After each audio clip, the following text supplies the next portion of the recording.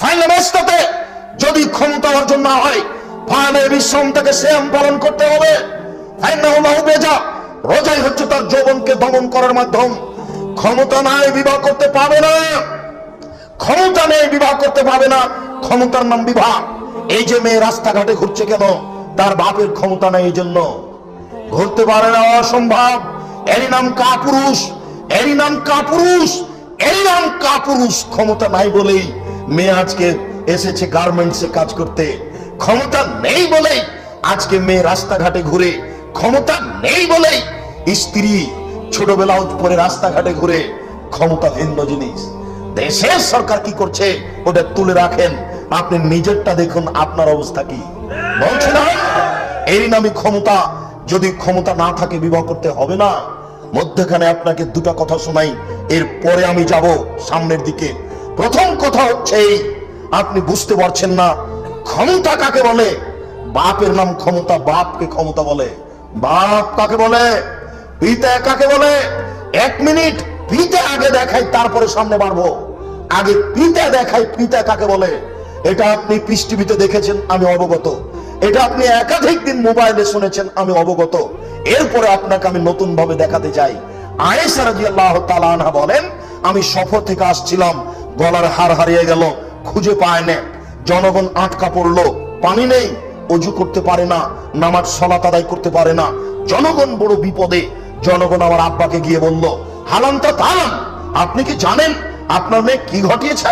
আবু বকর সিদ্দিক লাফ দিয়ে উঠে বলছেন, কি হয়েছে? আমার মেয়ে কি করেছে?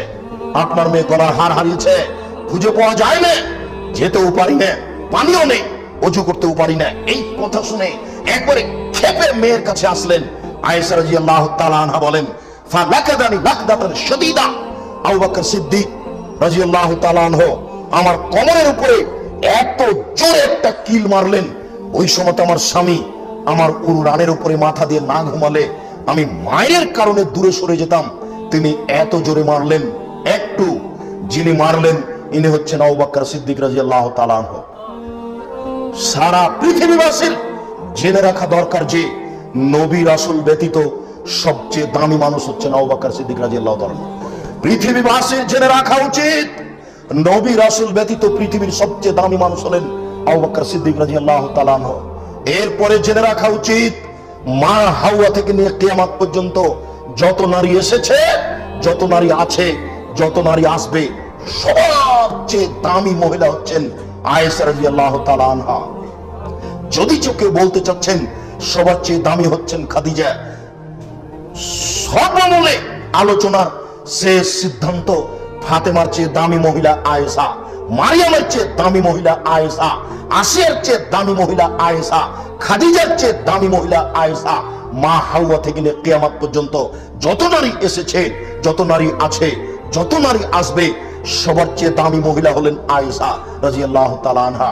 এবার আয়েশার উরু রানের উপরে মাথা দিয়ে যিনি ঘুমিয়ে আছেন ইনি হচ্ছেন মুহাম্মদ সাল্লাল্লাহু আলাইহি সাল্লাম। আপনার জেনে রাখা ভালো নবী রাসূল জনগণ নির্বিশেষে পৃথিবীতে সবচেয়ে দামি মানুষ হচ্ছেন মুহাম্মদ সাল্লাল্লাহু আলাইহি সাল্লাম। এবার আপনি দেখুন সবচেয়ে বড় মানুষে মারলেন, সবচেয়ে বড় মহিলাকে মারলেন, সবচেয়ে বড় মানুষের সামনে মারলেন, খোলা মাঠে মারলেন, দিন দুপুরে মারলেন, প্রায় 1400 মানুষের সামনে মারলেন, জামায়ের সামনে মারলেন, পূর্ণ যুবতী মেয়েকে মারলেন, বিবাহদারী মেয়েকে মারলেন, সবচেয়ে বড় মানুষে মারলেন, সবচেয়ে বড় মহিলাকে মারলেন, সবচেয়ে বড় মানুষের সামনে মারলেন, খোলা মাঠে মারলেন, দিন দুপুরে মারলেন, প্রায় 1400 মানুষের সামনে মারলেন, বিবাহদারী মেয়েকে মারলেন, পূর্ণ যুবতী মেয়েকে মারলেন, জামায়ের সামনে মারলেন, পৃথিবীর সবচেয়ে বড় মানুষে মারলেন, সবচেয়ে বড় মহিলাকে মারলেন, সবচেয়ে বড় মানুষের সামনে মারলেন, খোলা মাঠে মারলেন, দিন দুপুরে মারলেন, প্রায় 1400 মানুষের সামনে মারলেন, জামায়ের সামনে মারলেন, পূর্ণ যুবতী মেয়েকে মারলেন, বিবাহদারী মেয়েকে মারলেন। এত বড় বাপে এত বড় বেটিকে এত বড় মানুষের সামনে মেরে দিলেন। ভুল কোথায় গলার হার হারিয়ে গেছে বুঝতে পারেননি, এই জন্য মেরে দিলেন। আর আপনার মেয়েটা ঢং ঢং করে সারা দিন হেঁটে বেড়াচ্ছে, আপনি তাকে একটা ধমকও দিতে পারেন না। আপনি আমার বাপ, আপনার মতো কাপুরুষ বাপ, আপনার মতো কাপুরুষ বাপ, আপনার মতো কাপুরুষ বাপ বেঁচে থাকার চেয়ে মরে যাওয়া অনেক গুণে ভালো, অনেক গুণে ভালো। এরকম কাপুরুষ মাটির নিচে থাকবে এটাই ভালো উপরে থাকার চেয়ে। যে জাতির নেত্রী নারী, সে জাতির মাটির নিচে থাকা ভালো উপরে থাকার চেয়ে। বাংলাদেশ একটা আশ্চর্য বোকা দেশ, বাংলাদেশ একটা আশ্চর্য বোকা দেশ, যার বড় জন নারী, মেজ জন নারী, সেজ জন নারী, প্রায় সবই নারী। রাসূল সাল্লাল্লাহু আলাইহি সাল্লাম বলেছেন, লা ইয়াফলাহু কওমুন আল্লাহু আমরাহুম ইমরাতান। ওই জাতি পরিত্রাণ পেতে পারে না যে জাতির নেত্রী হচ্ছে নারী, ওই জাতি পরিত্রাণ পেতে পারে না, কখনো পাবে না, কখনো পাবে না যে জাতির নারী হচ্ছে নেত্রী। একজন মিম্বার যদি নেত্রী হয় নারী, একজন মিম্বার সারা দেশের উপরে গজব নাজিল হবে। মানুষ বুঝতে চায় না গজব কাকে বলে। তাই তো মুহাম্মদ সাল্লাল্লাহু আলাইহি সাল্লাম বলেছেন, তিনটি গজব নাজিল হবে তিনটি পাপের কারণে, তিনটি গজব নাজিল হবে তিনটি পাপের কারণে। এক, খাসফুন ভূমিকম্প হবে। দুই, মাসখুন সন্ধ্যায় ছিল মানুষ, সকালে হবে শুকুর বানো হবেই। তিন, কাসফুন সর্ব ধরনের গজব নেমে আসবে। 20 টাকা কেজি চাউল 40 টাকা হলো, এরই নাম গজব। 30 টাকা লিটার তেল 100 টাকা হলো, এরই নাম গজব। বুঝতে পারছেন না? 200 টাকা শাড়ি হলো 1500 টাকা, এরই নাম গজব। মসজিদে মারামারি, মাদ্রাসায় মারামারি, রাস্তাঘাটে মারামারি, সবাইকেই মনে হচ্ছে যেন হায়ানা পশুর মতো, এরই নাম গজব। গজবে একেবারে দেশ পরিপূর্ণ হয়ে গেছে। তিনটি পাপের কারণে ঘটে। এক, এদা শারেবুল খমরা, সবাই যখন বিড়ি, তামাক, জর্দা, সিগারেট, গুল নেশাদার দ্রব্য খায়, পান করে, তখন এটা হয়। দুই, কায়নাত মেয়েরা যখন নাচে, সব বাড়িতে ল্যাংটা মেয়ে নাচে, সব মোবাইলে ল্যাংটা মেয়ে নাচে, সব স্কুল কলেজে ল্যাংটা মেয়ে নাচে। আরে বাপ নাকি কলেজের প্রিন্সিপাল, বাপ চেয়ারের উপরে বসে আছে, মাস্টার ডিগ্রি পাস মেয়ে ল্যাংটা হয়ে নাচে। বিবাহ হলে 7 ছেলের মা হতো, বাপ লজ্জা করে না? বাপ নাকি মাস্টার ডিগ্রি পাস, কলেজের প্রিন্সিপাল। ছি ছি, এই বিদ্যাকে কবর দিতে এসেছি যুবক, তুমি মনে রেখো। এই বিদ্যাকে কবর দিতে এসেছি। যেই জাতি শিক্ষা অর্জন করার পরে ভালো মন্দ বুঝে না, ওই জাতির বিদ্যাকে কবর দিতে এসেছি, তুমি মনে রেখো। আল্লাহ, তুমি বড় শক্তিশালী, তুমি বড় ক্ষমতাধর, তুমি বড় শক্তিশালী, তুমি বড় ক্ষমতাধর। আমাদেরকে তুমি এই বিদ্যা দান করো যে বিদ্যার সামনে কোন অন্যায় টিকতে পারবে না, কোন টিকতে পারবে না, কোন বেহাই জাল জুয়াচুরি টিকতে পারবে না। এই লুপ্ত রাজনীতিকে আমরা বন্ধ করতে চাই, এই জুয়াচুরিকে আমরা বন্ধ করতে চাই, এই কুশিক্ষাকে আমরা বন্ধ করতে চাই। আমরা মুসলিম জাতি হিসেবে রাসূলের পদ্ধতিতে বেঁচে থাকতে চাই। তুমি এই ব্যবস্থা করে দাও। তুমি বড় শক্তিশালী, তুমি বড় ক্ষমতাধর, তোমার নীতিকে আমরা গ্রহণ করতে চাই, তোমার নীতিতে আমরা বিবাহের সূচনাতে যেতে চাই। এবার পেশাবখানা, পায়খানা, গোসলখানা, বৈঠকখানা, মহর সবকিছু রেডি। বিবাহ করবেন কাকে? সব মেয়েকে বিবাহ করা যাবে না, নইলে জোর করে পরিবার সুন্দর করা যাবে না। যে মেয়েকে আল্লাহ রাসূল বিবাহ করতে বলেছেন, শুধু সেই মেয়েকে করতে হবে। এক খেয়ালে চেয়ে থাকুন, মাইকের আওয়াজ যত দূর পর্যন্ত যাচ্ছে, কথাবার্তা বন্ধ করে, দোকানপাট বন্ধ করে, চলাচল বন্ধ করে আপনি কথা মূল্যায়ন করুন। ইচ্ছা করলে সুযোগ আসে না। মানুষ হিসাবে আমি বলছি, আপনিও মানুষ, কিছুক্ষণ অপেক্ষা করে একটু কথা শুনুন। লাভ লস পরে, লাভ লস পরে। আমি মানুষ, এই হিসেবে আপনাকে এখনো মানুষ মনে করছি। অতএব আপনি একটু ধৈর্য ধারণ করে, পাথরের মতো হয়ে দাঁড়িয়ে হোক, বসে হোক, আপনি একটু শুনে যান। যদি উপকার হয়, আমি আপনি সফল হব ইনশাআল্লাহ। বলছিলাম, রাসূল সাল্লাল্লাহু আলাইহি ওয়াসাল্লাম বলেছেন, তুনকাহুল মারাত লিআরবাইন, মেয়েদেরকে বিবাহ করা হয় 4টে জিনিস দেখে। আমি মুহাম্মদ সাল্লাল্লাহু আলাইহি ওয়াসাল্লাম 4টে জিনিস দেখতে বলিনি। এক, লিমালিহা, মেয়েকে বিবাহ করে তার টাকা দেখে। দুই, ওলে হাসাবেহা, তার বংশ দেখে। তিন, ওলে জামালিহা, তার সুন্দরতা দেখে। চার, ওলে দিনেহা, তার ধার্মিকতা দেখে। আমি মুহাম্মদ সাল্লাল্লাহু আলাইহি ওয়াসাল্লাম বলছি, ফাজফার বেজাতিদ দ্বীন, তোমরা ধার্মিক মেয়েকে প্রাধান্য দাও, তোমরা ধার্মিক মেয়েকে বিবাহ করো। লজ্জাহীনা মহিলারা সমাজে বাকি থেকে যান, তাদেরকে তোবা করে ফিরে আসতে দাও। যুবক, এই অবস্থায় তাকে বিবাহ করো না, ভুল সিদ্ধান্ত। টাকা দেখে বিবাহ করতে যায় না, বংশ দেখে বিবাহ করতে যায় না, সুন্দরতা দেখে বিবাহ করতে যায় না, ধার্মিকতা দেখে বিবাহ করো।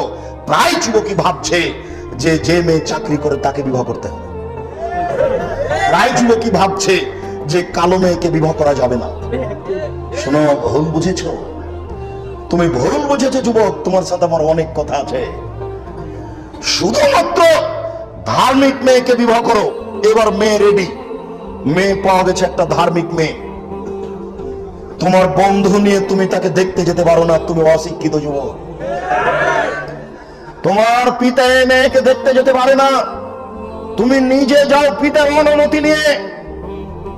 দেখা পর্যন্ত শেষ, নির্জনে তার সাথে বসে তুমি কথা বলতে পাবা না। মুখের দৃষ্টি দেখলে তোমার দেখা শেষ। বাস, মেয়ে পছন্দ হয়েছে, বিবাহের প্রস্তুতি। বলছিলাম, সম্মানিত উপস্থিতি, ঢাকা শহরেও হয়, আমরা রাজশাহী চাঁপাই নবাবগঞ্জের মানুষ।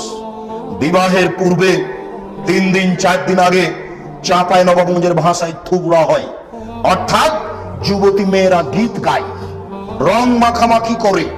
যুবতী মেয়েরা কনের মুখের উপরে গামছা ধরে থাকে। পাড়ার লোকেরা, গ্রামের লোকেরা সবাই এসে তার মুখে ক্ষীর তুলে দেয়। বলছিলাম, ক্ষীর তুলে দিবে কেন? কনের মুখে, স্ত্রীর মুখে ক্ষীর তুলে দিতে হয়। স্ত্রীর মুখে ক্ষীর দিলে, ক্ষীর দিতে না পারলে পান্তা ভাত তো দিতে পারবো।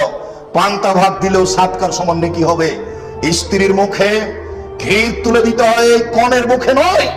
কনের মুখে ক্ষীর তুলে দেওয়া হারাম। কনেকে সবাই মিলে দেখতে যাওয়া হারাম। কনের আঙ্গুলে দেখতে গিয়ে আংটি দেওয়া হারাম। একটা ঘড়ি দিয়ে দেওয়া হারাম। কিছু টাকা দেওয়া হারাম। সব কিছুই হারাম। ওর বিবাহের সূচনাতে জেনা, কত জেনা আছে তোমার যুবক দেখে যাও। দেখতে গিয়ে তাকে পাশে করে নিয়ে গল্প করছে, তার হাতটা ধরে বলছে তোমার হাতে কেমন আংটি হবে। হাতটা ধরে বলছে এরই নাম জেনা। তোমাকে একটু আগে বললাম না, হাতের জেনা হচ্ছে হাত দিয়ে ধরা, পায়ের জেনা হচ্ছে পা দিয়ে চলা। তুমি তার হাতটা ধরে কোন আংটি হবে এটা বলছো কেন?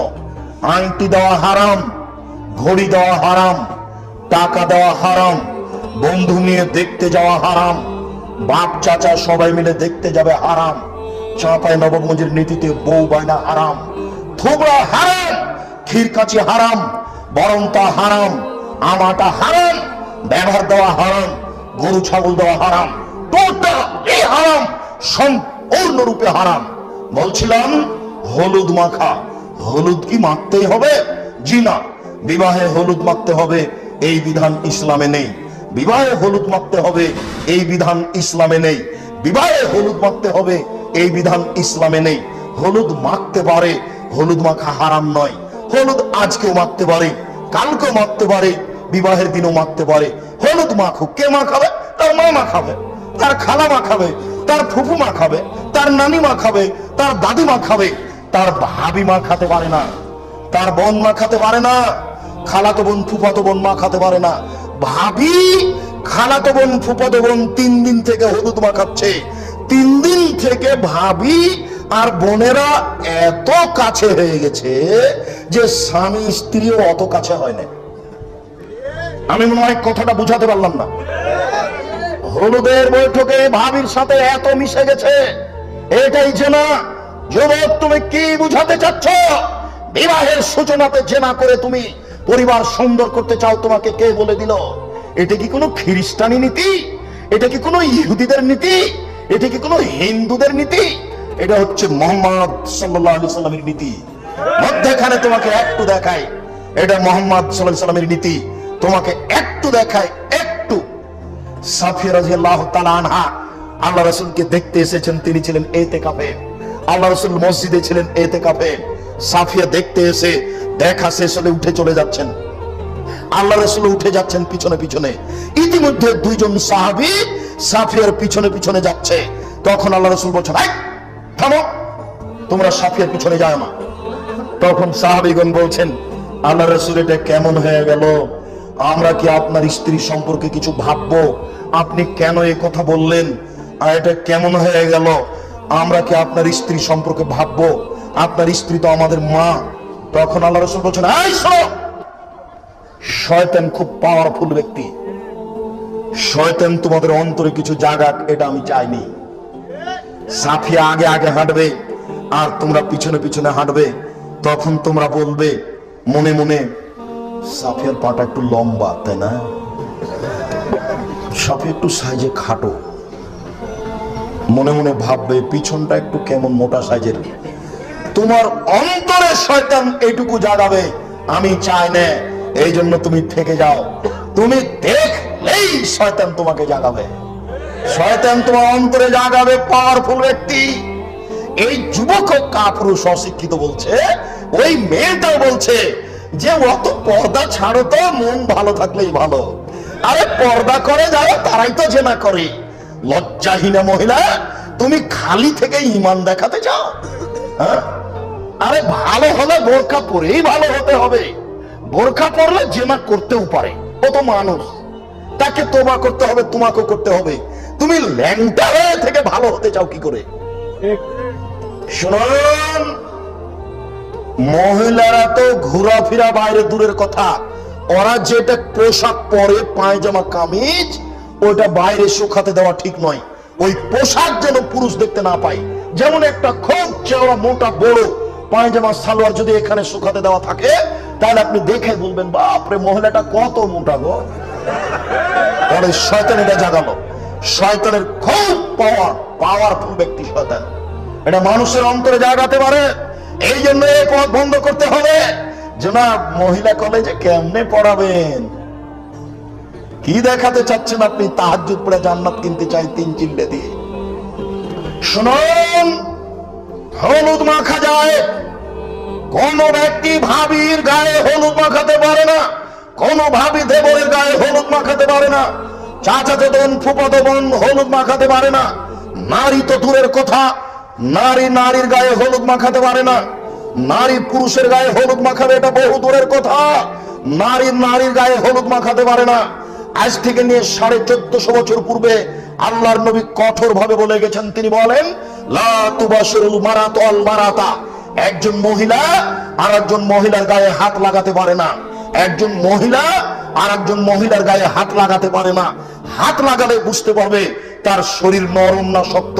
কোন সময়ে স্বামীর সামনে বলবে ফাতানাথালে যাওজিহা কানা ইয়ানজুরু ইলাইহা, স্বামীর সামনে বলবে খালেদার শরীর এতই নরম, তখন তার স্বামী অন্তরের চোখে ওই মেয়েটাকে দেখবে। ওই মেয়েকে অন্তরের চোখে দেখা হারাম। যুবক, আমি তোমাকে কি দিয়ে বুঝাই? তোমার মা দিন রাত ছোট ব্লাউজ পরে রাস্তাঘাটে ঘুরে, আবার তাহাজ্জুদে পড়ে, তোমার বোন নগ্ন পোশাকে কলেজে যায়, তুমি দেখো। কি দিয়ে আমি তোমাকে বুঝাই? আল্লাহর নবী বলছেন অন্তরের চোখে মেয়েটাকে দেখবে। একজন মেয়েকে অন্তরের চোখে দেখা হারাম, একজন মেয়েকে অন্তরের চোখে দেখা হারাম। যুবক শুনো, আমাদের নবী মুহাম্মদ সাল্লাল্লাহু আলাইহি সাল্লাম বলেছেন 6 শ্রেণীর মানুষকে আমি জান্নাতে নিয়ে যাব। জরুরি ভাবে 6 শ্রেণীর মানুষকে আমি জান্নাতে নিয়ে যাব। তার এক শ্রেণী হচ্ছে বেগানা নারীকে দেখে চক্ষু নিচু করে যারা, বেগানা নারীকে দেখে চক্ষু নিচু করে যারা, আমি তাদেরকে জান্নাতে নিয়ে যাব। 2, 3 শ্রেণীর মানুষ জান্নাতে যাবেই, 3 শ্রেণীর মানুষ জান্নাতে যাবেই, 3 শ্রেণীর মানুষ জান্নাতে যাবেই। তার এক শ্রেণীর মানুষ হচ্ছে বেগানা নারীকে দেখে চক্ষু নিচু করে যারা, বেগানা নারীকে দেখে চক্ষু নিচু করে যারা। 3, আল্লাহ রাসূলকে জিজ্ঞাসা করা হলো, আল্লাহ রাসূল, হঠাৎ যদি কোনো নারীর উপরে চোখ পড়ে তাহলে কি করব? যুবক, মানা পরে একটু বিধান শুনে যাও। হঠাৎ যদি কোনো নারীর উপরে চোখ পড়ে তাহলে কি করব? হঠাৎ যদি কোনো নারীর উপরে চোখ পড়ে তাহলে কি করব? আল্লাহর নবী আমাকে বললেন, তোমার মুখখানা ঘুরিয়ে নিবা। এটা বিধান, এটা ল, এটা মুসলিম নীতি। তুমি মুসলমানের বাচ্চা, এই জন্য আমি বলছি। তুমি বলো যে আমি অমুসলিম, আমার কাছে লাগে না। হঠাৎ চোখ পড়ে গেলে মুখ এভাবে ফিরিয়ে নিতে হবে। যুবক, তুমি আবার শোনো, এক, বেগানা নারীকে দেখে চক্ষু নিচু করে যারা, তাদেরকে মুহাম্মদ সাল্লাল্লাহু আলাইহি সাল্লাম জান্নাতে নিয়ে যাবেনই যাবেন। 2, বেগানা নারীকে দেখে চক্ষু নিচু করে যারা, তারা জান্নাতে যাবেই। 3, হঠাৎ চক্ষু পড়ে গেলে চক্ষু ফিরিয়ে নিতে হবে। এবার তুমি বলো তোমার মোবাইলের অবস্থা। দিন রাত তুমি ল্যাংটা মেয়ের দিকে চেয়ে আছো। এবার তোমার এই ঢাকা শহরের বাড়ির টিভির কথা তুমি বলো। তুমি, তোমার বোন, তোমার মা, তোমার বাপ, তোমার দাদা দাদি, তোমার 14 গোষ্ঠী এই টিভির দিকে দিন রাত চেয়ে আছে, ল্যাংটা মেয়ে নাচছে। কি বলি যুবক তোমাকে, এই পতিতালয়ের মেয়েকে চোখে ভোগ করে জান্নাতের মেয়ে কিনার হিসাব করো না, ভুল হিসাব। এই মুহূর্তে তোমাকে এই মোবাইল থেকে ল্যাংটা মেয়ে কেটে ফেলতে হবে। জিন্দেগিতে তুমি আর কোনোদিন টিভিতে এই পতিতালয়ের মেয়েকে দেখো না। জিন্দেগিতে তুমি আর কোনোদিন এই টিভিতে পতিতালয়ের মেয়েকে দেখো না। এদেরকে দেখে চোখ জুড়িয়ে তুমি জান্নাত কিনতে পারবে না, তোমার ভুল হিসাব। জান্নাতের দেওয়ালগুলি হচ্ছে হীরা মুক্তা মাণিক্য দ্বারা তৈরি। জান্নাতের গায়ে রেশমি কাপড় লাগানো আছে। জান্নাতের ছাদ হচ্ছে হীরা মুক্তা মাণিক্য দ্বারা তৈরি, রেশমি কাপড় লাগানো আছে। জান্নাতের মেঝে হচ্ছে স্বর্ণ রূপা দ্বারা তৈরি, রেশমি কাপড় লাগানো আছে। তোমার জন্য গালিচা বিছানো আছে, গালিচার উপরে সারিবদ্ধ রয়েছে সোফা। তোমার জন্য সর্ব ধরনের বালিশ, তোমার জন্য সর্ব ধরনের খাদ্য প্রস্তুত রয়েছে। এরপরে 72 থেকে 73 জন নারী তোমার সামনে এসে উপস্থিত। ওরা এত সুন্দরী, ওরা এত সুন্দরী, ওরা এত সুন্দরী, ওদের দেখে মনে হবে ছড়ানো ছিটানো মুক্তা। ওরা এত সুন্দরী, ওরা এত সুন্দরী, ওদেরকে দেখে মনে হবে ঝিনুকের মধ্যে লুকানো মুক্তা। শোনো, ওরা এত নরম, ওরা এত নরম, ডিমের খোসা এবং কুসুমের মধ্যে সাদা পদার্থ যত নরম। যুবক শুনে রাখো, ওদের কোনোদিন হাইজ হবে না, ওদের কোনোদিন নাকে শিকেন আসবে না, ওদের কোনোদিন পেশাব হবে না, ওদের কোনোদিন পায়খানা হবে না, ওদের কোনোদিন শরীর ঘামবে না, ওদের শরীরে কোনোদিন ময়লা হবে না, ওদের কাপড় কোনোদিন পুরাতন হবে না। মনে রেখো যুবক, তাদের মাথায় থাকবে লম্বা লম্বা কোকড়া কোকড়া কুচকুচে মিসমিসে কালো চুল। ওদের বয়স হবে 15 বছর 16 বছরের মেয়েরা যেমন হয় তাদের মতো। এই বয়সের বলছি না, এই বয়সের মেয়ে যেমন তারা হবে তেমন। এইরকম অবস্থায় হঠাৎ করে একজন মেয়ে এসে বলবে তোমার সামনে, আসসালামু আলাইকুম। তুমি বলবে ওয়ালাইকুম আসসালাম। তারপরে তুমি বলবে মানান্তি, তুমি কে? তখন তুমি বলবে, সে বলবে আনাল মাজিদা, আমি হচ্ছি বেশি অবশিষ্ট। তুমি তার মুখের দিকে তাকিয়ে দেখবে, তুমি তার মুখের দিকে তাকাতেই তোমার চেহারা তার গালে দেখতে পাবে। তার গাল ঝকঝক ঝকঝক করছে, এত স্বচ্ছ, এত পরিষ্কার। তোমাকে আমি কি দিয়ে বুঝাই? অতিরিক্ত নারী যদি এত সুন্দরী হয়, তাহলে আগে থেকে বসে আছে যারা, তারা কত সুন্দরী হবে। এরপরে তারা বলে বসবে, যদিচ এই গানটি সহিহ হাদিস দ্বারা প্রমাণিত নয়, কিন্তু সহিহ হাদিসের অনুকূলে থাকা আমরা বলে থাকি।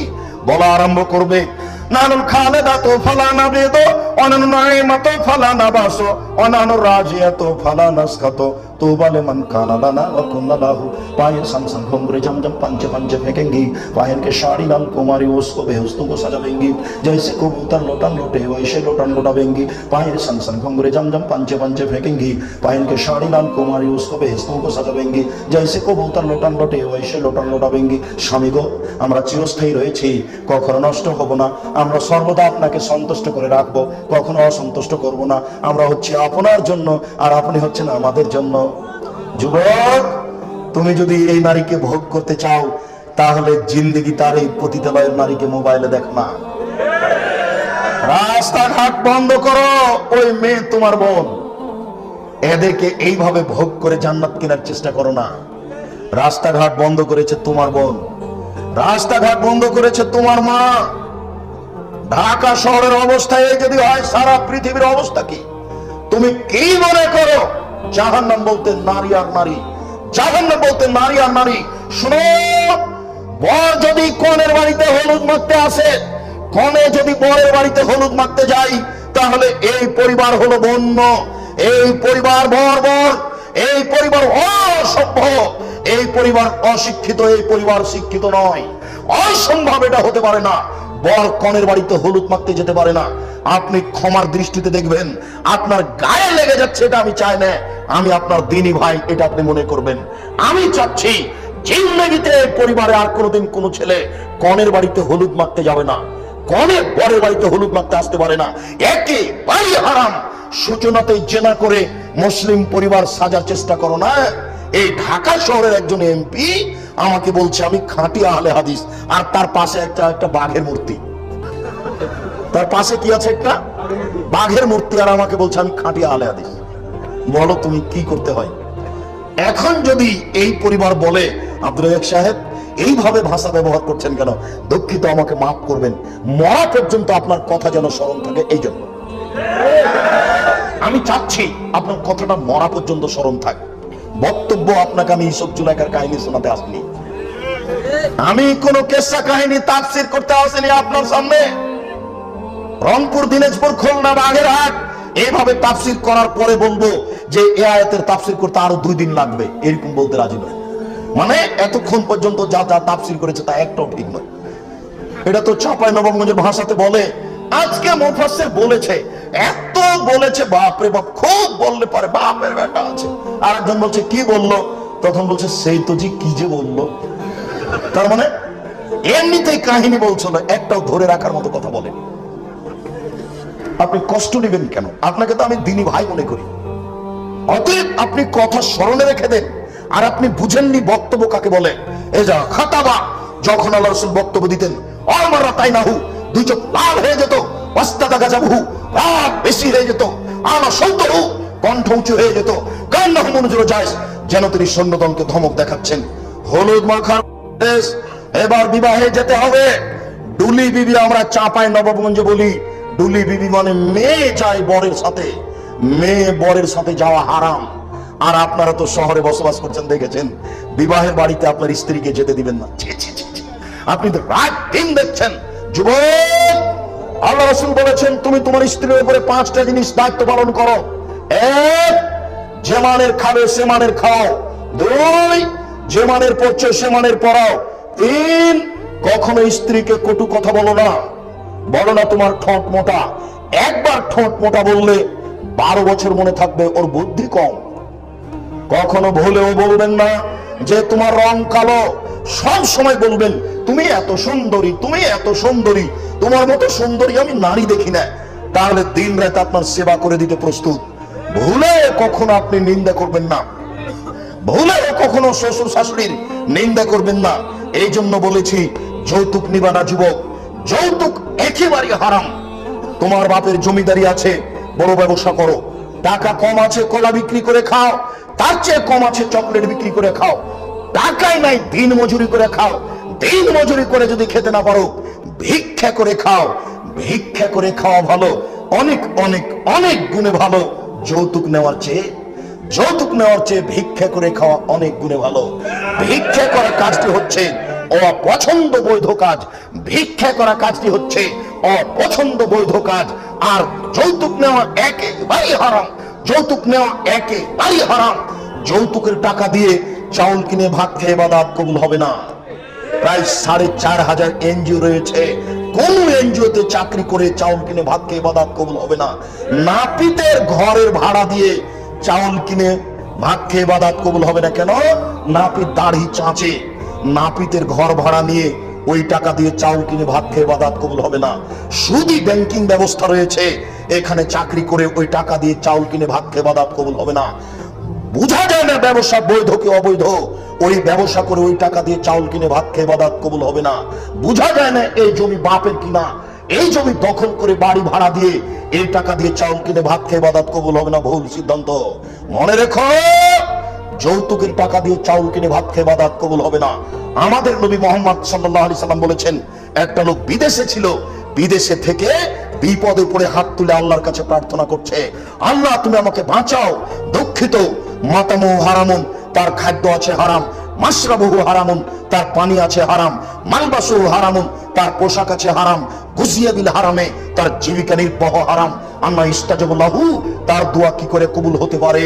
যৌতুকের টাকা দিয়ে চাউল কিনে ভাত খেয়ে ইবাদত কবুল হবে না। চূড়ান্ত। মনে রেখো যুবক, আম গাছে জাম ধরতে পারে, ধরে না। অমাবস্যার রাতে চাঁদ উঠতে পারে, উঠে না। শোয়ের ছিদ্র দিয়ে ফাল ঢুকতে পারে, ঢোকে না। শোয়ের ছিদ্র দিয়ে ফাল ঢুকে যেতে পারে, আম গাছে জাম ধরে যেতে পারে, অমাবস্যার রাতে চাঁদ উঠে যেতে পারে। কিন্তু যেই কথা বলছি, এই কথাতে সন্দেহ আছে বলে কিয়ামত পর্যন্ত চেষ্টা করলে সরিষা ঢোকানো যাবে না। যা বলছি তাই থাকবে ইনশাআল্লাহ।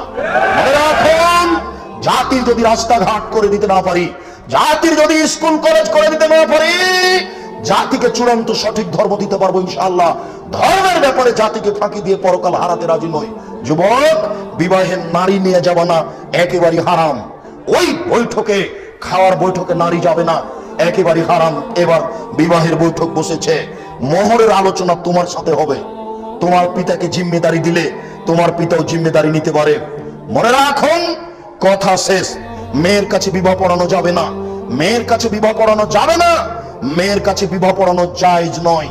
কোন মেয়ে নিজে বিবাহ বসতে পারে না। রাসূল সাল্লাল্লাহু আলাইহি সাল্লাম বলেছেন, মান নাকাহাত বিগাইরি ওয়াজনা লিহা ফানিকাহু বাতিল, ফানিকাহু বাতিল, ফানিকাহু বাতিল। কোন মেয়ে যদি অভিভাবক ছাড়াই বিবাহ বসে, তাহলে তার বিবাহ বাতিল, তার বিবাহ বাতিল, তার বিবাহ বাতিল। বাপ বেঁচে থাকলে গ্রামের সর্দার অভিভাবক হয় না, তোমার ওই উকিল কাজী অফিসের ওই লোক অভিভাবক হবে না। যে মেয়ে বের হয়ে বিবাহ বসেছে, যতদিন পর্যন্ত মেয়ের বাপ জামাইয়ের সামনে দুইজন সাক্ষী নিয়ে না বলেছে, আমার মেয়ে বিবাহ করে নিয়ে এসেছো, অন্যায় হয়েছে, যাক দুইজন সাক্ষী আছে, আমি তোমাদের বিবাহে সম্মতি জানালাম, অন্ধকারে হলেও এই কথা বাপকে বলতে হবে। যতদিন পর্যন্ত বাপ না বলেছে, ততদিন পর্যন্ত তাদের জেনা হচ্ছে। 7 ছেলের মা হলেও জেনা হচ্ছে। মেয়ে যেগুলো বের হয়েছে, সেইগুলি বাপকে ওখানে গিয়ে জামাইয়ের সামনে দুইজন সাক্ষী নিয়ে অন্ধকার ঘরে হলে বলতে হবে, আমি তোমাদের বিবাহে সম্মতি জানালাম। যতদিন পর্যন্ত না বলেছে, ততদিন পর্যন্ত জেনা হবে। কাপুরুষের পরিচয় দিয়ে আজকে বলছে যে, যা, তোকে আর জিন্দেগিতে বাড়িতে উঠতে দেবো না, তোকে ত্যায্য পুত্র করলাম, তোকে ত্যায্য পুত্র করলাম। এই কথা বলা মানে কাপুরুষের পরিচয় দেওয়া। আজকে কেন গরম হয়েছেন? কালকে আপনি দেখতে পাননি? 2টার সময়তে প্রতিদিন আসে, 2:30 মেয়ে এসেছে। দেখতে হতো মেয়ের মুখ কেন জানি কেমন কেমন করে, কেন জানি এদিক সেদিক দেখে, ভাবে বোঝা যাচ্ছে সমস্যা আছে। তখনই স্ত্রীকে বলতে হবে, দেখো দরজা বন্ধ করো, আর কোনোদিন কলেজে যাবে না। আবারও শিক্ষার গতিটা আমি বলেছি যে মেয়ে বড় হয়েছে, ইসলামী গতিতে নিয়ে আসুন। একটু পরে এটাই বলছি, মেয়েকে ইসলামী গতিতে নিয়ে আসুন। বলছিলাম মেয়ের কাছে বিবাহ পড়ানো হারাম, শুধু ছেলের কাছে বিবাহ পড়াতে হবে, মেয়ের কাছে বিবাহ পড়াতে যাওয়া যাবে না। যদি অতিরিক্তই মেয়ের বাপ মনে করে যে একটু জেনেই আসি ভিতর থেকে, আম্মু খালেদা বিবাহ পড়াতে যাচ্ছি, আম্মু চুপ আছে, মেয়ে যান বিবাহ পড়িয়ে দেন, কোনো সমস্যা নেই। মেয়ে হেসে উঠেছে, যান বিবাহ পড়ান। মেয়ে বলছে, আব্বু যান বিবাহ পড়ান। কিন্তু মেয়ে বলছে, আব্বা আমি রাজি নই, বিবাহ পড়ানো যাবে না। মেয়ে কেঁদে উঠেছে, বিবাহ পড়ানো যাবে না। ছেলে যত বড় চাকরি করুক, মেয়ে কেঁদে উঠেছে, বিবাহ পড়ানো যাবে না। আপনি কেন? স্বয়ং রাসূল সাল্লাল্লাহু আলাইহি সাল্লাম পারেননি, আপনি তো দূরের কথা, আপনি বাপ তো দূরের কথা। 1 মিনিট দেখবেন, 1 মিনিট। বাড়িরা আর মগিস ছিলেন দুইজনই দাস দাসী। বাড়িরা দাসী আর মগিস দাস, স্বামী স্ত্রী। আয়েশা রাদিয়াল্লাহু তাআলা আনহা বাড়ির মালিককে টাকা দিয়ে বাড়িরাকে মুক্ত করে দিলেন। বাড়ির একজন মহিলা, ও বলছে আমি স্বাধীন, আমি মুক্ত, আমি দাসের স্ত্রী হিসাবে থাকবো না, আমি দাসের স্ত্রী হিসাবে থাকবো না। বাড়িরা আগে আগে হাঁটেন আর মগিস রাদিয়াল্লাহু তাআলা আনহু পিছে পিছে হাঁটেন। আর মগিসের 2 চোখের পানি ঝরঝর করে ঝরে। ভাবখান এইরূপ যেন মগিস বলছে, বাড়িরা তুমি আমার সাথে থাকো গো, তুমি না হলে আমি বাঁচবো না, তুমি না হলে আমি কেমনে থাকি, ভাব এরকম। কিন্তু এই শব্দগুলো আসেনি। আগে আগে বাড়িরা হাঁটেন আর পিছে পিছে মগিস হাসে হাঁটেন, আর মগিস কাঁদেন, আর 2 চোখের পানি ঝরঝর করে ঝরে দাড়ির উপর দিয়ে কাপড়ে পড়ে।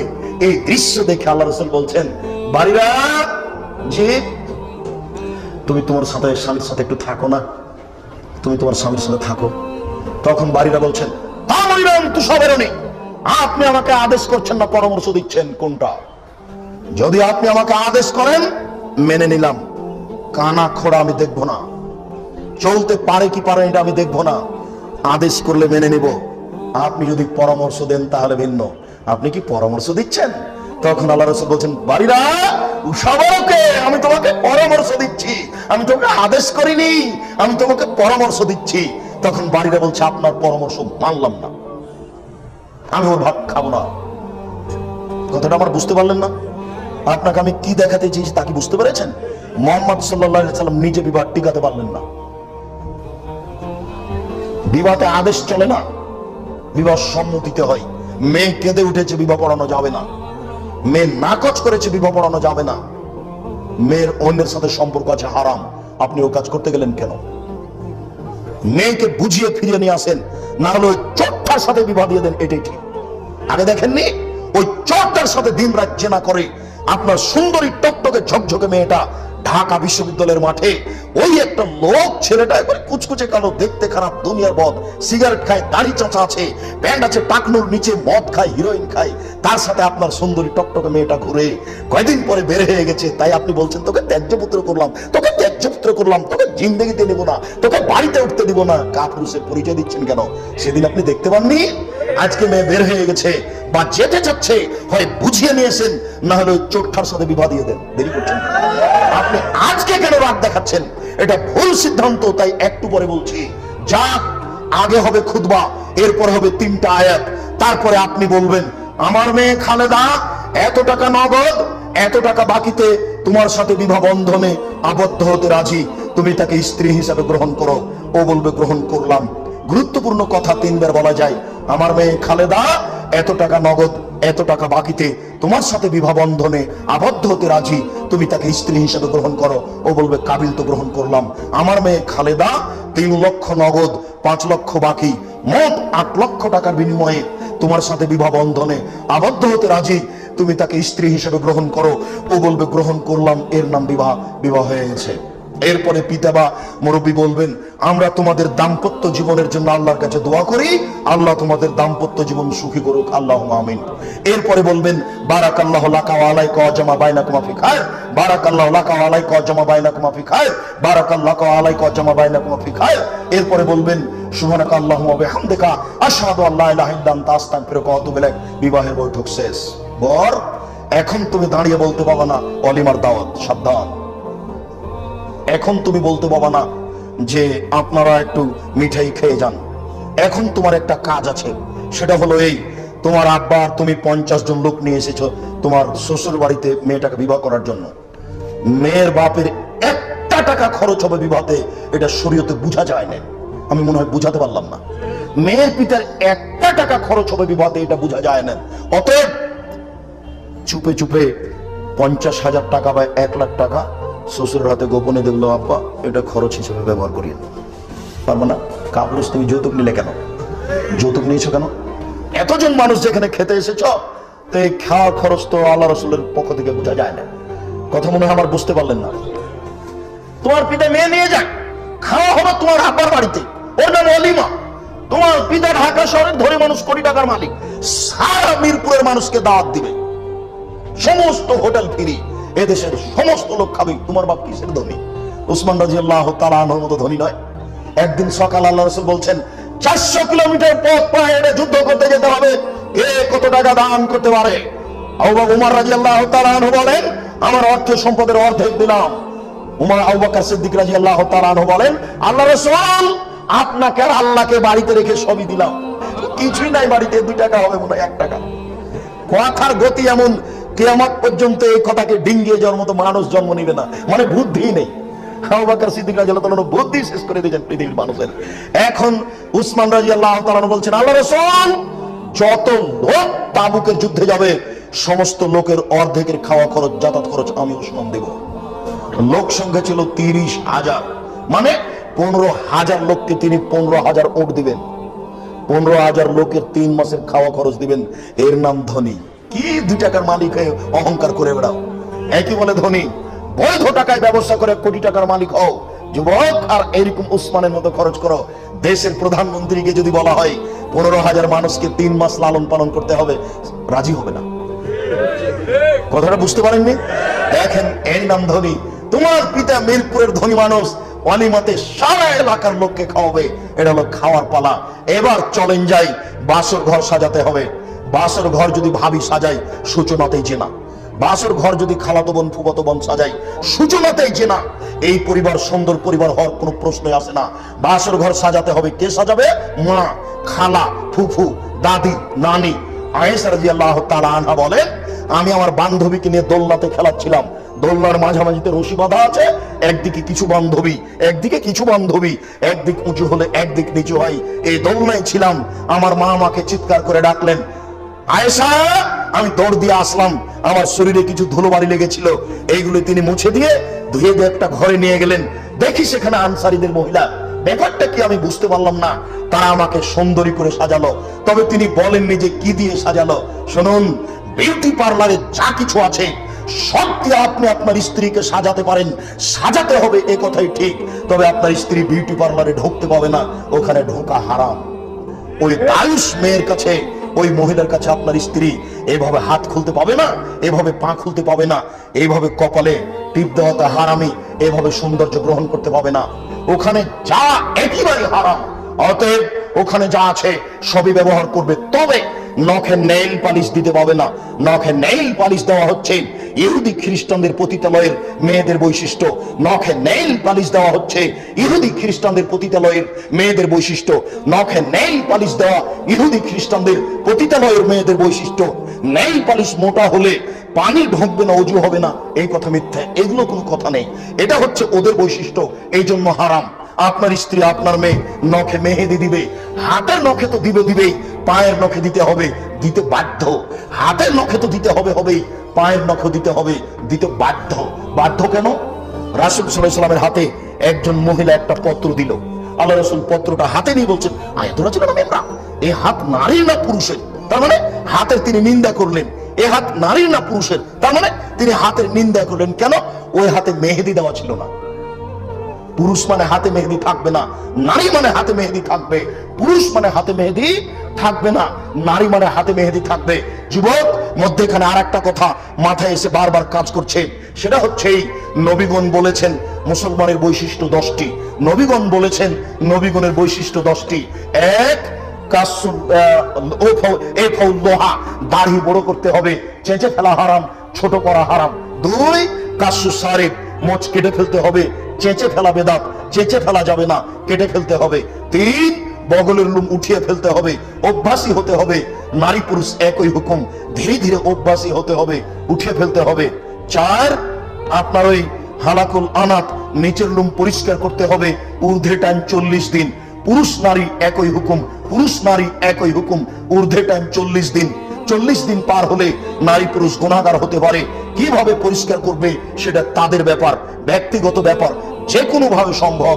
5, নখ কেটে ফেলতে হবে, জরুরি ভাবে।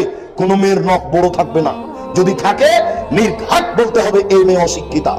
যদি নখ বড় থাকে একবারে নির্দ্বিধায় তোমরা বলবা এই মেয়ে অশিক্ষিতা, নির্দ্বিধায় বলবা। কোন নারী কোন পুরুষের নখ বড় থাকতে পারে না, কোন নারী কোন পুরুষের নখ বড় থাকতে পারে না।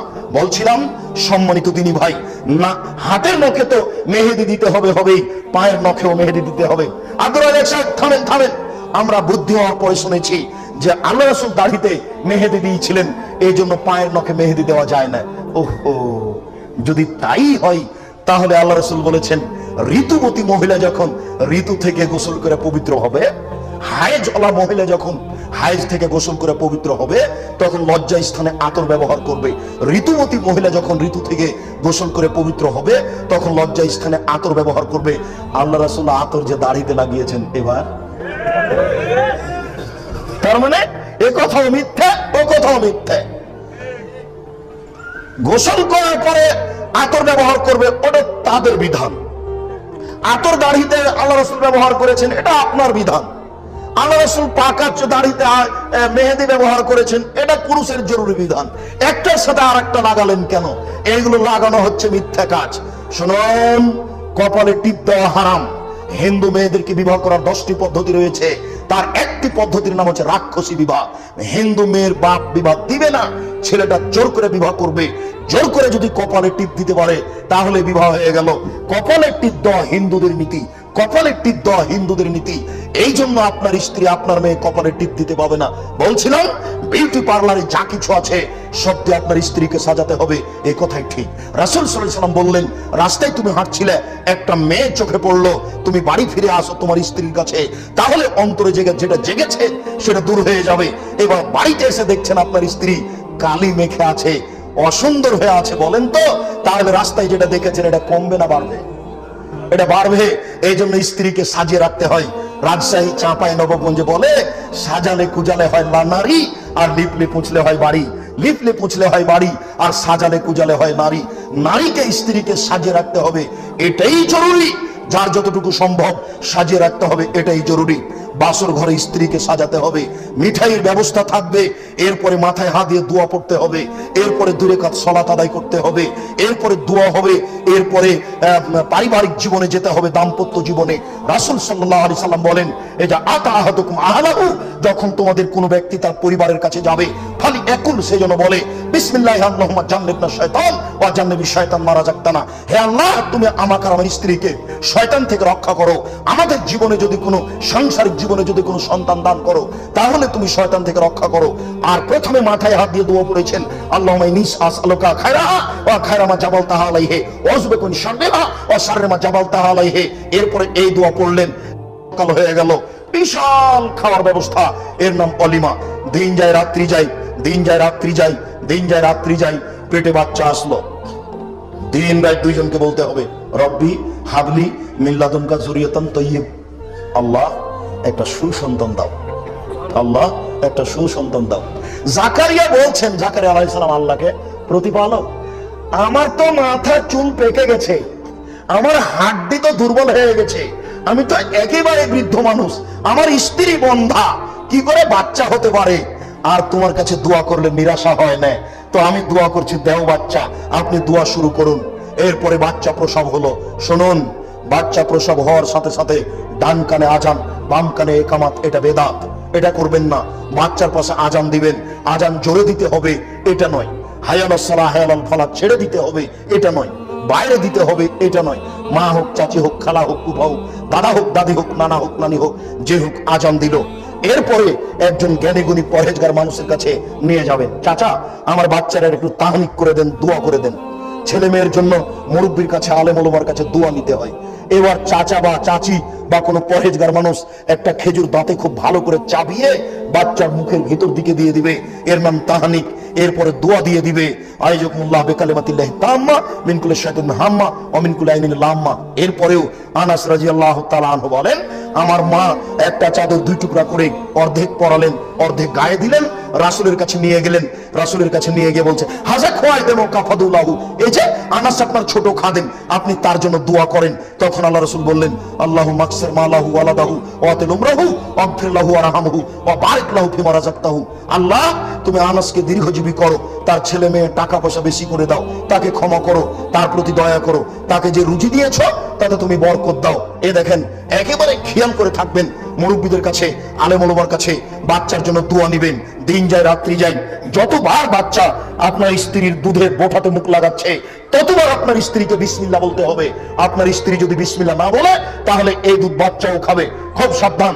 এই ছেলে, ওই যে কোনো বাচ্চা ছেলে পাশ থেকে উঠলে আপনি তাকে বন্ধ করার চেষ্টা করবেন, ও কিন্তু এমনি দীর্ঘ সময় থেকে বসে আছে, এখন ক্লান্ত হয়ে এসেছে, ও বুঝতে পারছে না, এই জন্য ও উঠে যাওয়ার চেষ্টা করছে। ও যদি সামনে দিয়ে যায়, যত লোক দেখবে ও আমার কথা ধরতে পারবে না। কাজে আপনার চেয়ে আমি বেশি ক্লান্ত, আমি আপনার ক্লান্তির পূর্বেই কথার শেষের দিকে আসবো, আপনি এক খেলে চেয়ে থাকুন। বলছিলাম, যতবার বাচ্চা দুধে মুখ দিবে, ততবার আপনার স্ত্রীকে বিসমিল্লাহ বলতে হবে। যদি বিসমিল্লাহ না বলে, তাহলে এই দুধ কে খাবে বলেন তো? শয়তান খাবে, নিশ্চিত খাবে, অবধারিত খাবে। আল্লাহ রাসূল বলেছেন খাবে, অতএব খাবে। দিন যায় রাত্রি যায়, 7ম দিনে আকিকা করবেন। গরু দিয়ে আকিকা চলে না, ওট দিয়ে আকিকা চলে না, ছাগল ছাগি, ভেড়া ভেড়ি, দুম্বা দুম্বি, কানা খোড়া, দাঁত থাক আর না থাক, 7 দিনের দিন আকিকা করতে হবে। গোশত আপনার ব্যাপার, চামড়া আপনার ব্যাপার। 14 দিনে আকিকা চলে না, 21 দিনে আকিকা চলে না, জীবনে একদিন চলে না, 7 দিনের আগে চলে না। বাচ্চা 7 দিনের আগে মারা গেলে আকিকা লাগবে না। 7 দিনের দিন আকিকা দেওয়া বাপের জিম্মেদারি। কুরবানি দেওয়া নেকির কাজ। ইচ্ছা করলে দেন, না করলে না দেন। দিলে নাকি পাবেন, না দিলে না পাবেন। মাঝে মধ্যে না দেওয়াই ভালো, জমিদারেরও না দেওয়া ভালো, কেননা কুরবানি ফরজ নয়। আর এটা হলো বাপের জিম্মেদারি, উপার্জন করে ছেলে মেয়েকে খাওয়াতে হবে, এটা যেমন বাপের জিম্মেদারি। সপ্তম দিনে আকিকা দিতে হবে, এটা বাপের জিম্মেদারি। আকিকা দেওয়া শেষ, খাতনা দেন 6 মাস পরে, বছর পরে, সাবধান, খাতনার অনুষ্ঠান হারাম, খাতনার অনুষ্ঠান হারাম, খাতনার অনুষ্ঠান হারাম, খাতনার কোনো অনুষ্ঠান হবে না, এটা বাপের জিম্মেদারি। দিন যায় রাত্রি যায়, মেয়ের বয়স 5.5 বছর, মাথায় একটা স্কার্ফ দিয়ে বলেন, আম্মু আমাকে সালাম দিয়ে তুমি প্রতিষ্ঠানে যাও, যাকে দেখতে পাবা তাকে সালাম দিও, তোমার মাস্টারকে সালাম দিও। এবার মেয়ে বাড়িতে ঢুকছে, আম্মু ভুলে গেছে বলে, আম্মু বাহির দরজায় যাও, বাহির দরজায় গিয়ে সালাম দিয়ে বাড়িতে ঢোকো। আপনার এটা বাড়ি কলিং বেল দেওয়া আছে, আপনি কলিং বেলে হাত লাগানোর সময় বলুন আসসালামু আলাইকুম, কেউ শুনুক আর না শুনুক। আপনি যদি মুখে বলেন আসসালামু আলাইকুম, তাহলে 20 তলা বিল্ডিং এর কোন রুমে শয়তান থাকতে পারবে না, এটা অসম্ভব। সালামের এত পাওয়ার। গ্রামের বাড়ি, গরিব মানুষ, বাহির দরজা বলে কিছুই নেই, এমনি একটা কাপড় ঝুলানো আছে, একটা খড়ি, একটা কাগজ, বিসমিল্লাহ বলে দরজায় ভাবে রেখে দেন, ভোর পর্যন্ত শয়তানের ক্ষমতা নেই এখান দিয়ে ঢুকতে পারে। বিসমিল্লাহ এত পাওয়ার, এটা অসম্ভব। ও এই বাড়িতে থাকতে পারে না, বিসমিল্লাহ বলে খেলে ইবলিস বলবে, এই শয়তানেরা শোনো, এই বাড়িতে থাকার জায়গা নেই, কেন সালাম দিয়েছে। এই শয়তানেরা শোনো, এই বাড়িতে খাওয়ার জায়গা নেই, কেন বিসমিল্লাহ বলেছে। অতএব সরে দাঁড়াও। ইবলিসকে এটা বলতেই হবে, ও বলতে বাধ্য। দিন যায় রাত্রি যায়, মেয়ের বয়স 12 বছর হয়েছে, পোশাক পরিবর্তন করে দেন। সাবধান, সব সময় পায়জামা পরাবেন, জাঙ্গিয়ে পরাবেন না। সাবধান, মেয়ের জন্য জাঙ্গিয়ে পরা হারাম। আজও আপনার মেয়ে ক্লাস 10-এ পড়ে, ওই যে ল্যাঙ্গট পরে আছে, কোনোদিন দেখেননি? জন্ম দিলেন কেন? এরই নাম কাপুরুষ। জন্ম দিতে পারলেই বাপ হওয়া যায় না, ক্ষমতার নাম বাপ। পোশাক করাতে পারলেই মা হওয়া যায় না, ক্ষমতার নাম মা। পাগলিও বাচ্চা পোশাক করাতে পারে, পাগলিও বাচ্চাকে দুধ পান করাতে পারে, নীতির নাম বাপ, নীতির নাম মা, নীতির নাম বাপ, নীতির নাম মা। এই প্যান্ট কখনো কিনবেন না বাচ্চার জন্য। এই প্যান্টটা আমাদের বাসায় 3 ঘন্টা থাকবে না, 3 ঘন্টার মধ্যে এই প্যান্ট জ্বালানো হবে। এটা কাপুরুষের পরিচয়। বাপ হয়ে এই প্যান্ট আপনি কিনলেন কি করে? যে প্যান্টটা একবারে শরীরের সাথে লেগে আছে, যেতে যেতে যেতে টাকনুর নিকটে 3 আঙ্গুল 10 আঙ্গুল আছে। ঠিক বাপের পরিচয় এটা নয়, শিক্ষার পরিচয় এটা নয়, শিক্ষার পরিচয় এটা নয়, শিক্ষার পরিচয় এটা নয়। এই যুবক শোনো, সম্মানিত মুরব্বিয়ানে কেরাম শুনুন, আপনার পরিবর্তনের জন্য এসেছি, আপনি কষ্ট নেবেন না। আগামীকাল সন্ধ্যা হতে হতে সব প্যান্ট কেটে ছোট করতে হবে আপনারও। যেসব প্যান্ট টাকনুর নিচে আছে ওইসব ব্যক্তি জান্নাতে যাবে না। যাদের টাকনুর নিচে প্যান্ট আছে ওরা জান্নাতে যাবে না। 3 শ্রেণীর মানুষ জান্নাতে যাবে না, 3 শ্রেণীর মানুষ জান্নাতে যাবে না, 3 শ্রেণীর মানুষ জান্নাতে যাবে না। তার 1 শ্রেণীর মানুষ হচ্ছে যাদের প্যান্ট, লুঙ্গি, পায়জামা টাকনুর নিচে থাকে, ওরা জান্নাতে যাবে না। মুসলিম কি দিয়ে বুঝায় আপনাকে ধর্মকর্ম? কেমনে বলবো যে এটা বাপ? কি করে তিনি এই প্যান্টটা কিনে আনলেন? কি করে তিনি এই গেঞ্জি কিনলেন যাতে আছে প্রজাপতি? কি করে তিনি মেয়ের জন্য এই আপনার ফরাকটা কিনলেন যাতে আছে পাখি? কি করে তিনি এই আয়নাটা কিনলেন যে আয়নাটা হচ্ছে মাছের আকৃতিতে? বুঝতে পারলেন না মনে হয়? কি করে আপনি এই জগটা কিনলেন যে জগের একদিকে আছে বাঘের আকৃতি? কি করে আপনি এটা কিনলেন? আমরা ওটা পেশাবের জন্য ব্যবহার করব না ইনশাআল্লাহ। বলে রাখলাম, এটা আমরা পেশাবখানা তো রাখবো না, মনে কিছু নিয়েন না। আপনি আমার দিনী ভাই, আপনাকে সম্মান করতে এসেছি, অসম্মান করতে আসিনি, আপনি ভুল বুঝিয়েন না। কার্টনের কোনো পোশাক আমরা কিনি না, আজও দেশে বেঁচে আছে। মেয়ের বয়স 14 বছর, একবারে জোরালো পোশাক দিবেন। জমি জায়গা বেশি আছে, দামি মোজা পরবে আপনার মেয়ে, দামি জামা কাপড় পরবে, দামি পা মোজা পরবে, দামি স্যান্ডেল পরবে, আর দামি একটা কালো চশমা চোখে দিয়ে কলেজে যাবে। রাস্তার লোক দেখে বলবে সম্ভ্রান্ত পরিবারের মেয়ে কলেজে যাচ্ছে। শুনুন, এবার আপনার মেয়ের বন্ধু বাড়িতে এসেছে একটা গাইড বই নিতে। তখন আপনার মেয়ে বলছে, আব্বু। কি আম্মু? ওই যে আমার বন্ধু এসেছে, একটু বাইরে বসতে দেন, চা দিয়ে আসেন, এই গাইডটা দিয়ে আসেন। এই গাইডটা নেওয়ার জন্য এসেছে। বুঝতে পারেননি কথা? পিতা চা দিবেন, গাইড বই দিবেন, বসতে দিবেন, এরপরে গাইড বই নিয়ে চলে যাবে। আর ছেলেটা বলবে, বাপের বেটি আছে রে, ভালো। ভেবেছিলাম যে কলেজে পর্দা করে আসে, বাড়িতেও পর্দা করে, একাই ঢোল, সারা দেশে পিটে বেড়াবে, যেখানে ইচ্ছা সেখানে বলবে, সুযোগ হলে বলবে। কয়দিন পরে দেখা যাবে যে বিবাহের লাইন লেগেছে। যদি বিক্রেতা বিবাহ দিতে না চাই, তখন ছেলের বাপ বলবে কত টাকা লাগবে, কয়েক লক্ষ টাকা লাগবে, ওই মেয়েকে আনতেই হবে। আর যদি বোরখা পরে গেছে, ঢং ধরে গেছে কলেজে, এবার বাড়িতে এসেছে, বন্ধু এসেছে গাইড বই নিতে, ক্লাস ফ্রেন্ড, তখন দরজা থেকে বলছে, ভাইয়া আসো, ভাইয়া আসো। ভাইয়াকে নিয়ে ভিতরে বসতে দিল, চা দিল। চা পান করার পরে বলছে যে ভাইয়া একটু দেরি করো, আম্মু খানা পানি রেডি করছে, খানা পানি খেয়ে যায়। তারপরে গাইডটা দিয়ে বলছে, ভাইয়া আবার আসিও, তুমি আসলে তোমার সাথে কথা বলতে ভালো লাগে। এবার ছেলেটা গাইড বই নিয়ে বাইরে বেরিয়ে বলছে, তোকে চিনেছি রে, তুই মুনাফিক, তুই কলেজে ছিলে একরকম, বাড়িতে ছিলে একরকম, তোকে চিনেছি, তুই মুনাফিক, যেখানে যাবে সে। ওই মেয়ের কথা বল, ছাড়ো, ওর বাড়িতে আমি গিয়েছিলাম, দেখেছি, ওই একাই ঢোক সারা দেশে পিঠে বেড়াবে। ও যে খারাপ এই কথার কাউকে বলা লাগবে না। এই মাপে মেয়ে গড়ে তুলুন। সম্মানিত উপস্থিতি, আপনার বসে থাকা দেখে আমি খুবই খুশি। মনে হচ্ছে যে সকাল পর্যন্ত বলতে হবে, কিন্তু দুঃখিত, আমি আসলে ক্লান্ত বোধ মনে করছি। বহু পথ আছে, রাজশাহী যেতে হবে, ক্লাসে উপস্থিত হতে হবে, সকালে দিনাজপুর যেতে হবে। দিনাজপুরে 2টা নাকি প্রোগ্রাম শুনছি। আল্লাহ তুমি রহম করো, মনে কিছু নিয়েন না। আপনাদের বসে থাকার উপরে এবং শোনার উপরে আমি খুবই আনন্দিত হয়েছি। আল্লাহ তুমি সর্বশক্তিমান। গভীর রাত তোমার দরবারে আমরা বড় আশাধারী হয়ে বলছি, আসলে তুমি সর্বশক্তিমান। আমরা মানুষ, আমাদের ভুল ত্রুটি হতেই পারে। তুমি বড় শক্তিমান, শক্তিশালী। তুমি একটু দয়া করো, তুমি তোমার বিশেষ দয়া দিয়ে আমাদেরকে সুন্দরভাবে চলার তৌফিক দান করো। আমাদের পরিবার তুমি সুন্দর করার সুযোগ করে দাও। তুমি আমাদের পরিবারকে ভালো করার তৌফিক দান করো। এই দাবি, এই দাওয়া, এই দোয়া তোমার দরবারে রেখে আজকের সংক্ষিপ্ত আলোচনা এখানে শেষ করছি। শুনুন, আমরা চিরদিন থাকবো না। আব্দুল্লাহ বিন ফজল সাহেব চলে গেছেন 4 ঘন্টা থেকে 8 ঘন্টা বক্তব্য দিতেন। তার মানে আমরা যতই বলি কালকে আমরা চলে যাব। আমাদের যেগুলো টুটা ফাটা ভাঙাচোরা কলম আছে, লিখা, এগুলি মূল্যায়ন করবেন।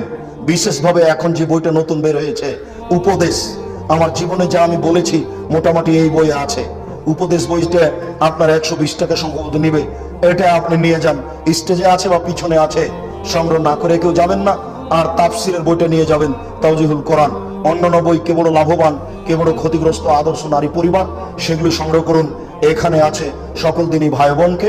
বইগুলি সংগ্রহ করার অনুরোধ রেখে আজকের সংক্ষিপ্ত আলোচনা এখানে শেষ করছি। সুবহানাকাল্লাহুম্মা ওয়া বিহামদিকা, আশহাদু আল্লা ইলাহা ইল্লা আনতা, আস্তাগফিরুকা ওয়া আতুবু ইলাইক। আসসালামু আলাইকুম ওয়া রাহমাতুল্লাহ।